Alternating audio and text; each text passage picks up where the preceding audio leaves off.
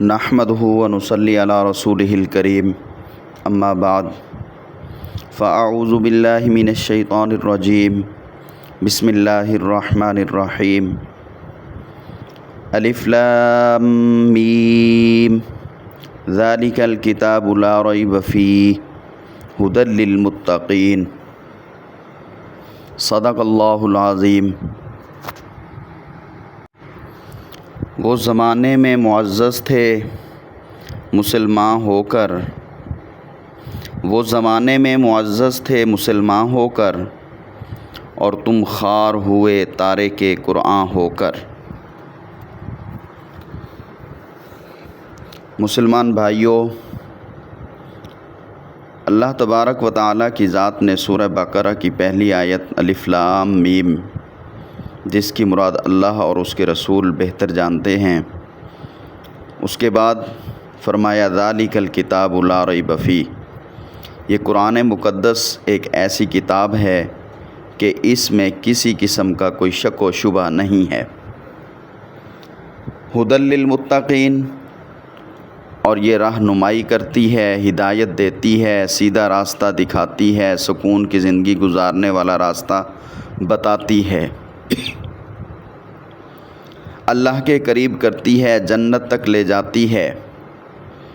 ہدایت دیتی ہے یعنی کہ جہنم سے بچاتی ہے، ہدایت دیتی ہے یعنی کہ گناہوں سے بچاتی ہے، ہدایت دیتی ہے یعنی کہ نیک اعمال کی طرف راہ دکھاتی ہے، ہدایت دیتی ہے پیارے پیغمبر صلی اللہ علیہ وسلم کی زندگی کو نمونہ بنانے کا راستہ دکھاتی ہے، ہدایت دیتی ہے پیارے پیغمبر محبوب خدا صلی اللہ علیہ وسلم سے محبت کا سبق دیتی ہے، پر دیتی کن کو ہے؟ للمتقین، ان لوگوں کو جن کے اندر تقویٰ ہو، جن کے اندر اللہ کا خوف ہو، جن کے اندر اللہ کا ڈر ہو، جن کے اندر اللہ کی ناراضگی کا خوف ہو، جن کے اندر اللہ کی پکڑ کا خوف ہو، جن کے اندر اللہ کے روٹھ جانے کا خوف ہو۔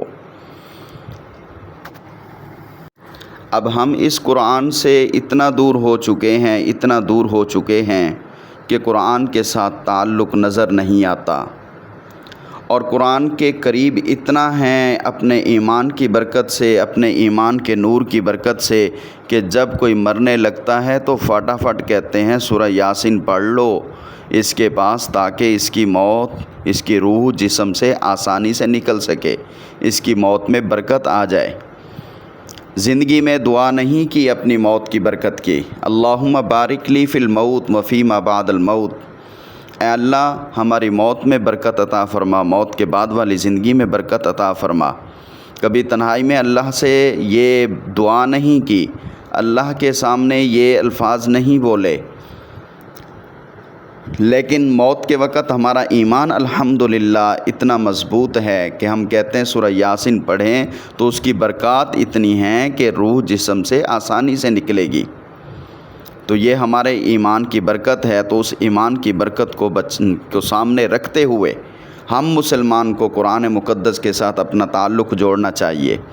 اور وہ تعلق کیسے جڑے گا؟ وہ تعلق اس آیت کو سامنے رکھتے ہوئے ہم جوڑیں کہ جس کے اندر اللہ تبارک و تعالیٰ کی ذات نے فرمایا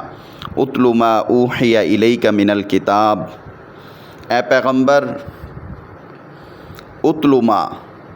تلاوت کیجئے اس کی جو اوحی الیک من الکتاب، کتاب آپ کی طرف وحی کی گئی، بھیجی گئی، نازل کی گئی۔ یہاں پر حکم جو ہے وہ پیارے پیغمبر صلی اللہ علیہ وسلم سے خطاب کر کے ان کو مخاطب کر کے دیا جا رہا ہے کہ جو کتاب آپ کی طرف وحی کی گئی ہے آپ اس کی تلاوت کرتے رہیں اور نماز کو قائم کریں، بے شک نماز بے حیائی اور برائی کے کاموں سے دور کر دے گی، روک دے گی، اور اللہ کا ذکر بہت بڑی چیز ہے اور اللہ جانتا ہے جو کچھ تم کرتے ہو۔ تو یہاں پہ حکم تلاوت کا ہے شروع میں، تو تلاوت کیسے کرنی ہے؟ تو تلاوت کا حکم کس ترتیب سے ہے؟ تو تلاوت کا حکم دو ترتیبوں سے ہے، ایک تو تلاوت تبلیغ کی نیت سے کی جائے، اور دوسری تلاوت جو ہے وہ عبادت کی نیت سے کی جائے۔ ایک قرآن ایسا پڑھیں کہ دوسروں پر اس کا اثر ہو، دوسروں کو تبلیغ کی جا رہی ہو، دوسروں کو بتایا جا رہا ہو۔ یہ کتاب اللہ تبارک و تعالی نے بھیجی ہے۔ یہاں اس کتاب کے بھیجنے کا مقصد یہ ہے کہ اس کو سنو، اس کو سناؤ، سناتے چلے جاؤ۔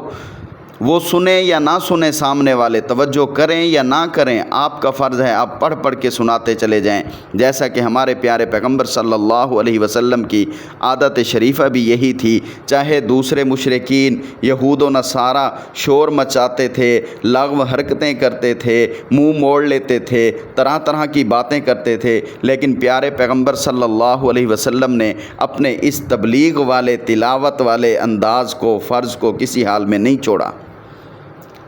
اور اس بات کو بھی نہیں دیکھا کہ یہ مانتے ہیں یا نہیں مانتے۔ ہر وقت اللہ کے کلام کو لوگوں کے سامنے پڑھ پڑھ کر سناتے رہتے تھے،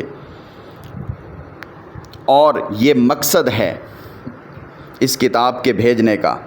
اس کے علاوہ دوسرا حکم جو تلاوت کا ہے وہ عبادت کی نیت سے ہے کہ اس کتاب کی تلاوت کی جائے، اور یہ بھی مطلوب ہے۔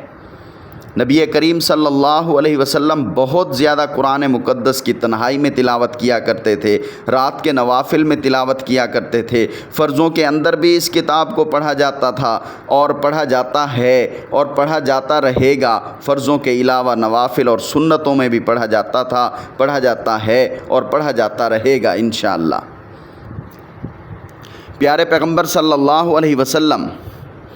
اس تلاوت کی وجہ سے، اس قرآن کی برکت کو لینے کے لیے، اس قرآن کے نور سے منور ہونے کے لیے، اس قرآن سے محبت کی وجہ سے بہت کثرت سے اس کی تلاوت جو ہے رات کے حصے میں قیام کی صورت میں بیٹھ کر ہر حال میں پڑھا کرتے تھے۔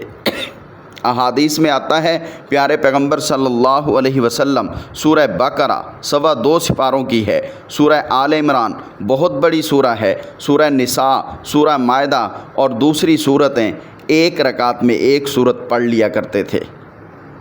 تو معلوم ہو گیا کہ کتاب یہ اللہ تبارک و تعالیٰ کی جو قرآن مقدس ہے، اس کی تلاوت تبلیغ کی نیت سے بھی کرنی ہے، اور یہ بھی فرض ہے، یہ بھی ضروری ہے، اور اس کی تلاوت عبادت کی نیت سے بھی کرنی ہے، اور یہ بھی بہت بڑی چیز ہے، اللہ کا ذکر ہے، اللہ سے تعلق جوڑنے کا سبب ہے۔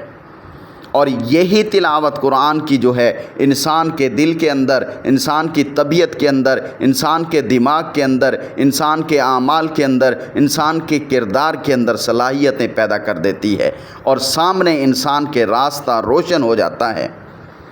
انسان کہاں جا رہا ہے، کس راستے پہ جا رہا ہے، کہاں وہ غلط راہ پر چل پڑا ہے، تو یہ قرآن کی برکت ہوتی ہے، قرآن سے جڑے رہنے کی وجہ ہوتی ہے، قرآن کی تلاوت کی برکت ہوتی ہے، قرآن کی محبت کی برکت ہوتی ہے کہ یہ قرآن اس کو سیدھے راستے کی طرف پھر لے آتا ہے، شیطان کے راستے سے بچا لیتا ہے۔ اب ایک اور اہم بات اس موقع پر کرنا میں مناسب سمجھتا ہوں، وہ یہ کہ ہمارے اندر کمی تو وہ ہے کہ قرآن کے قریب نہیں جاتے، اور ایمان کی برکت یہ ہے کہ مردے کی روح کے لیے بھی ہم کہتے ہیں سورہ یاسین پڑھیں گے تو برکت ہوگی اور اس کی روح آسانی سے نکلے گی۔ پریشانی ہو تو اس وقت قرآن کی تلاوت کو برکت سمجھتے ہیں، اور اس پریشانی کو دور کرنے کا وسیلہ سمجھتے ہیں کہ اللہ اس کی برکت سے وہ پریشانی دور فرما دیں گے۔ ہمارے اندر ایمان بھی ہے اور مغرب کی تہذیب بھی چل رہی ہے ہمارے اندر، ہمارے ماحول کے اندر، ہمارے بڑوں کے اندر، ہمارے چھوٹوں کے اندر، ہمارے سکولوں کے اندر، ہمارے کالجوں کے اندر، حتیٰ کہ ماحول کی وجہ سے آج کے دور میں ہمارے مدارس کی ترتیب میں بھی رہنے والوں کے اندر کچھ نہ کچھ مغرب کی تہذیب اثر کر چکی ہے، وہ ذہنوں میں پڑ چکی ہے، وہ طبیعتوں پہ سوار ہو چکی ہے۔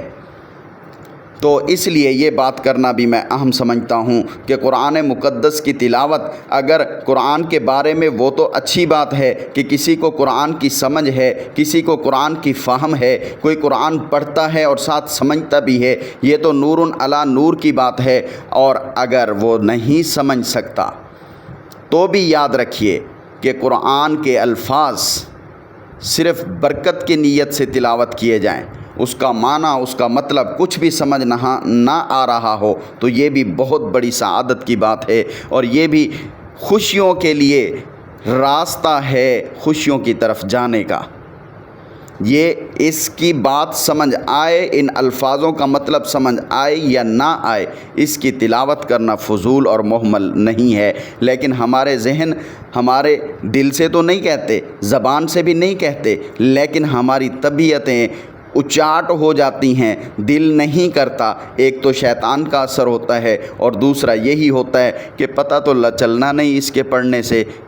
تو یہ مغرب کی طرف سے ہمارے اندر یہ چیز پہنچ چکی ہے، اس کو بھی ہمیں چاہیے کہ ہم ختم کریں اور اپنی کتاب کے ساتھ تعلق جوڑیں۔ یہ سمجھ آئے یا نہ سمجھ آئے، دونوں صورتوں میں اس کا تلاوت کرنا ثواب کا ذریعہ ہے، اس کا تلاوت کرنا برکت کا ذریعہ ہے، اس کا تلاوت کرنا قبر میں سکون کا ذریعہ ہے، اس کا تلاوت کرنا گناہوں سے معافی کا ذریعہ ہے، اس کا تلاوت کرنا گناہوں سے بچنے کا ذریعہ ہے، اس کا تلاوت کرنا میدان حشر میں عرش کے سائے کا ذریعہ ہے، اس کا تلاوت کرنا میدان حشر میں کامیاب ہونے کا ذریعہ ہے، اس کا تلاوت کرنا قبر کے اندر کشادگی کا ذریعہ ہے، اس کا تلاوت کرنا پل صراط پہ فائدے کا ذریعہ ہے، اس کا تلاوت کرنا قبر کے اندر یہ جنت کے اندر جانے کا ذریعہ ہے۔ کوئی وقت اس کی تلاوت میں ضائع نہیں ہو رہا، کوئی بے فائدہ یہ الفاظ نہیں پڑھے جا رہے۔ یہ جو لوگ ذہن میں پڑھ چکے ہیں اس قسم کے، یا قرآن سے دوری کر چکے ہیں، یہ غلط بات ہے، یہ گمراہی کا راستہ ہے۔ اس سے ہمیں چاہیے کہ خود کو بھی اور اپنی نسلوں کو بھی بچائیں، اور اللہ سے بار بار دعا کریں کہ اللہ ہماری اولاد کو، ہماری نسلوں کو، ہمارے ماحول کو، قیامت تک آنے والی ساری ہماری ذریت کو قرآن کے ساتھ ہمیشہ جوڑے رکھنا۔ اور وہ کیسے جڑیں گے؟ دعا کے ساتھ، پھر اعمال کے اعتبار سے، حرکت کے اعتبار سے، ترتیب کے اعتبار سے، ماحول کے اعتبار سے، معیار کے اعتبار سے قرآن کے ساتھ کیسے جڑے رہیں گے، اس بات کو بھی سوچنا ہے۔ اور قرآن کو کیسے نشر و اشاعت کرنی ہے، قرآن کو کیسے مشہور کرنا ہے، قرآن کو کیسے زیادہ سے زیادہ پھیلوانا ہے، قرآن کو کیسے زیادہ سے زیادہ سمجھوانا ہے، قرآن کو کیسے زیادہ سے زیادہ سنانا ہے، قرآن کو کیسے زیادہ سے زیادہ سنوانا ہے، قرآن کو کیسے زیادہ سے زیادہ سننا ہے، اس طرف بھی ہمیں غور و فکر کرنی چاہیے۔ آج ہم دنیا میں اتنے مست ہو چکے ہیں کہ قرآن کے لیے، دین کے لیے، مذہب کے لیے ہمارے پاس وقت نہیں ہے۔ جو غیر مذہب ہیں، جو ایسے مذہب ہیں، جو کفریہ مذاہب ہیں، ان سب کے پاس ٹائم ہے، مگر ہم مسلمانوں کے پاس اپنے اصلی مذہب کے لیے تھوڑا سا بھی وقت نہیں ہے، بلکہ اس کو وقت کا ضیاع سمجھتے ہیں۔ سکولوں کی وجہ سے بچوں کو قرآن سے ہٹا دیا جاتا ہے، ان کے پاس قرآن پڑھنے کا وقت نہیں ہے، یہ سکول میں پڑھتے ہیں، ان کے پاس ٹیوشن کا وقت ہے، ان کے پاس فلاں چیز ہے۔ بچوں ہمارے ایک دفعہ قرآن پڑھ چکے ہیں، حالانکہ بچپن کی وہ عمر جس میں ہم قرآن بچوں کو پڑھاتے ہیں، ان میں قرآن پڑھنے کے طریقے کو بھی سمجھنا کچھ مشکل سا ہوتا ہے، یا اگر سمجھ بھی لیا جاتا ہے تو لیکن اس وقت بچپنے کی وجہ سے ان کے ذہن میں نہیں بیٹھتا۔ لیکن جب ان کو سمجھنے کی، دنیا کو، ماحول کو، ان کے دماغ پکے ہو جاتے ہیں، اس سے تعلق جوڑنے کا وقت ہوتا ہے، تو اب یہ بچے جو ہیں بڑے ہو چکے ہیں، یہ بچے بڑی تعلیموں میں آ چکے ہیں۔ قرآن کی نعوذ باللہ ہم زبان سے، دل سے، دماغ سے تو نہیں کہتے، لیکن اپنے کردار سے ضرور کہہ رہے ہوتے ہیں کہ قرآن کی تعلیم نعوذ باللہ چھوٹی ہے۔ تو اس کو چھوٹی مت سمجھیے۔ اپنے ایمان جیسے مرنے کے وقت سورۃ یاسین پڑھوانے کے لیے رکھا ہوتا ہے، اسی ترتیب سے ہمیں چاہیے کہ اپنی ساری عمر میں بھی قرآن کے ساتھ وہی تعلق جوڑیں جو مرنے کے وقت مردہ کے سامنے پڑھواتے ہیں۔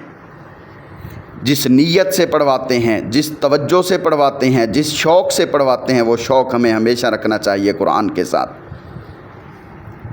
اس کو ہم اس ترتیب سے اپنے ذہن میں بٹھا لیں، دنیا کی ساری کتابیں قرآن کے علاوہ، چاہے آسمانی کتابیں ہیں یا اور کوئی کتابیں ہیں، جو ہمیں سمجھ آتی ہے اس کے پڑھنے کا ہمیں فائدہ ہوتا ہے، جو سمجھ نہیں آتی اس کے پڑھنے کا کوئی فائدہ نہیں ہوتا۔ لیکن قرآن ایک ایسی کتاب ہے کہ آپ کو سمجھ نہ بھی آئے تب بھی اس کے پڑھنے کا فائدہ ہے، اس کے پڑھنے کی برکات ہیں، اس کے پڑھنے سے آپ کی زندگی میں، آپ کے ماحول میں، آپ کے گھر میں، آپ کے دنیا آخرت کے تمام تر معاملات میں برکتیں، رونقیں، سعادتیں اور خوش بختیاں نازل ہوتی ہیں۔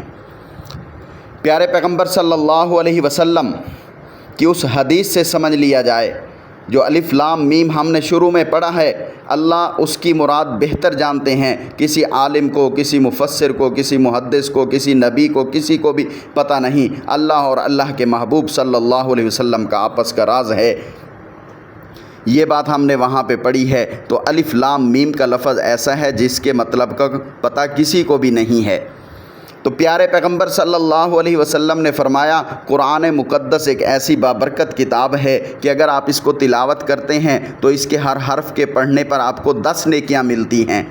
اور مثال کے اندر پیارے پیغمبر نے سمجھنے والے لفظ نہیں، وہ لفظ بتایا جس کی سمجھ کسی کو بھی نہیں ہے، جس کے مطلب کا کسی کو بھی پتہ نہیں ہے، جس کی مراد اور مفہوم کا کسی کو بھی پتہ نہیں ہے۔ اگر کسی نے کچھ لکھا بھی ہے تو وہ صرف اندازے کے طور پہ کہا ہے، اندازے کے طور پہ لکھا ہے۔ پیارے پیغمبر صلی اللہ علیہ وسلم نے مثال میں یہی لفظ بیان کیے کہ جس کی مراد کا کسی کو پتہ نہیں۔ الف لام میم، یہ میں نہیں کہتا کہ یہ ایک لفظ ہے، بلکہ الف الگ حرف ہے، اس پر 10 نیکیاں الگ ہیں، لام الگ ہے، میم الگ ہے۔ الف لام میم جو پڑھے گا اس کو 30 نیکیاں ملیں گی، اور جو پڑھتا ہے، محدث ہو، مفسر ہو، کوئی بھی ہو، اس کا مطلب جانتا نہیں ہے، تو معلوم ہوا قرآن کی تلاوت جانے بغیر پڑھنے پر بھی فائدہ ہے، اور یہ واحد کتاب ہے جس کو بغیر جانے پڑھنے پر بھی آپ کو بہت بڑا فائدہ ہے، اور یہی فائدہ آپ کی دنیا اور آخرت کو سنوارنے والا ہے۔ لیکن ہم اس کو اپنے دل دماغ میں صحیح اعتبار سے جب لے آئیں گے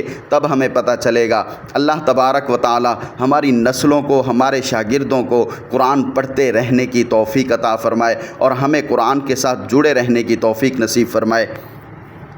قرآن کے الفاظ کو قائم رکھنے کی توفیق عطا فرمائے، قرآن کے الفاظ کے ساتھ تعلق جوڑنے کی توفیق عطا فرمائے، کیونکہ قرآن کے الفاظ یہی اصل قرآن ہیں۔ کیونکہ ترجمہ اگر ہم نماز میں پڑھ لیں سورہ فاتحہ کی بجائے تو ہماری نماز نہیں ہوتی، اگلی سورت کی جگہ ہم سورت کا ترجمہ پڑھ دیں تو ہماری نماز نہیں ہوتی۔ باقی کتابیں تورات، انجیل وغیرہ اگر جو جس زبان میں لکھی ہوئی ہوگی وہ اسی زبان میں پڑھتا ہے، لیکن قرآن پوری دنیا میں سب سے زیادہ پڑھی جانے والی کتاب ہے، اور جہاں بھی پڑھی جاتی ہے وہ انہی عربی کے الفاظ سے پڑھی جاتی ہے جو اللہ کی طرف سے نازل ہوئے ہیں، جو پیارے پیغمبر صلی اللہ علیہ وسلم نے حضرت جبرائیل علیہ السلام سے لیے ہیں اور اپنے حضرات صحابہ کرام کو سکھائے ہیں۔ انہی الفاظ میں یہ کتاب پڑھی جاتی ہے، لکھی جاتی ہے، اور عبادات میں جہاں جہاں قرآن کا تعلق پایا جاتا ہے وہاں انہی الفاظ سے ادائیگی ہوگی تو وہ عبادت مقصود ہوگی، وہ عبادت پوری ہوگی، وہ عبادت مقبول ہوگی۔ اگر اس کے بغیر ترجمہ وغیرہ پڑھ دیا جائے تو وہ قرآن نہیں کہلائے گا۔ اس لیے جو قرآن کہلاتا ہے اس کی تلاوت ہمیں کرتے رہنے چاہیے۔ اللہ تبارک و تعالی نے اس آیت میں اتل ما اوحی الیک من الکتاب پیارے پیغمبر صلی اللہ علیہ وسلم سے خطاب کیا ہے، لیکن پیارے پیغمبر ایک نمائندہ ہیں اپنی امت کا، تو پیارے پیغمبر کو جو حکم دیا جا رہا ہے وہی حکم امت کو بھی ہے، اور امت کو چاہیے اس پر عمل کرنا چاہیے۔ جیسا کہ معلوم ہوا کہ الف لام میم پہ ترجمہ نہ سمجھنے کے باوجود 23 نیکیاں ملتی ہیں، تو یہ الفاظ اور حروف کی تلاوت پر مدار ہوا اس بات کا کہ آپ کو ترجمہ نہیں آتا تب بھی جو لوگ قرآن پڑھتے ہیں، گھروں میں عورتیں پڑھتی ہیں، بوڑھے پڑھتے ہیں، جو ترجمہ نہیں سمجھتے، سب کے لیے بہت بڑی سعادت کی بات ہے اور بہت بڑی نیکی کی بات ہے۔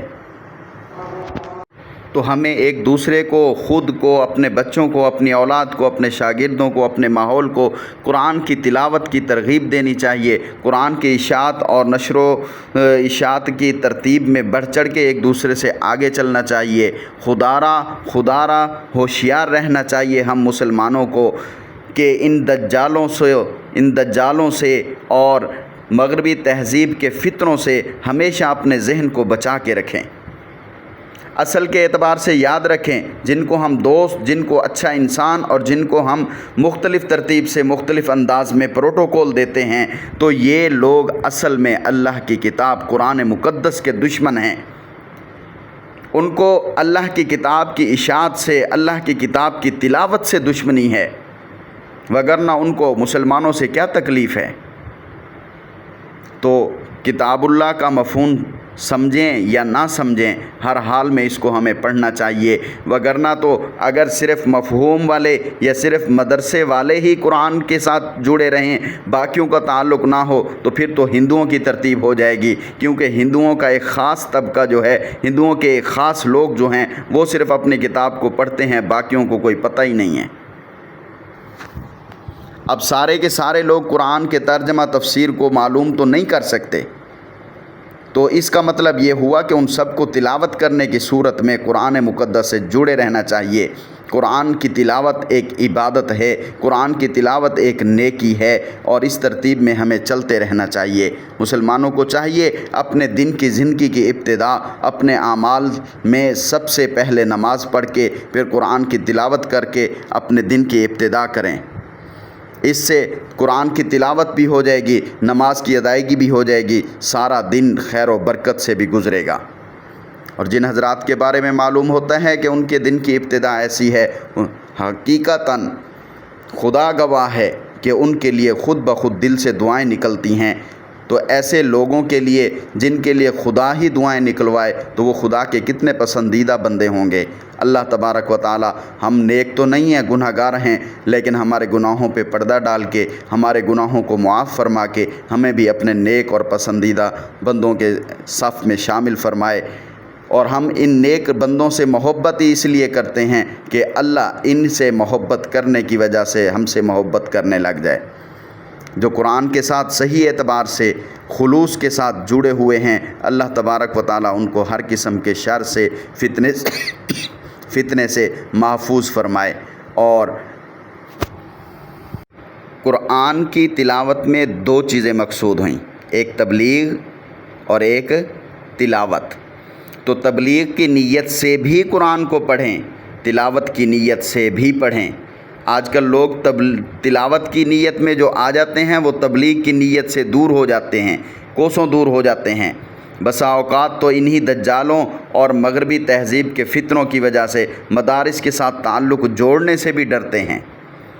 مغربی تہذیب نے لوگوں کے، مسلمانوں کے، قرآن والوں کے دلوں میں ایسے خوف پیدا کر دیے ہیں کہ جہاں سے قرآن چل رہا ہے اور جن کی وجہ سے قرآن مل رہا ہے ان سے کوسوں دور ہوتے چلے جا رہے ہیں، بلکہ دور ہونے میں اپنے آپ کو محفوظ اور فائدے میں سمجھتے ہیں۔ تو اللہ تبارک و تعالیٰ اس پروپگنڈے سے بھی ہماری نسلوں کو، ہمارے مسلمانوں کو محفوظ فرمائے، اور اللہ تعالیٰ میری قیامت تک آنے والی ساری نسلوں کو قرآن سے جوڑے رکھے، آمین۔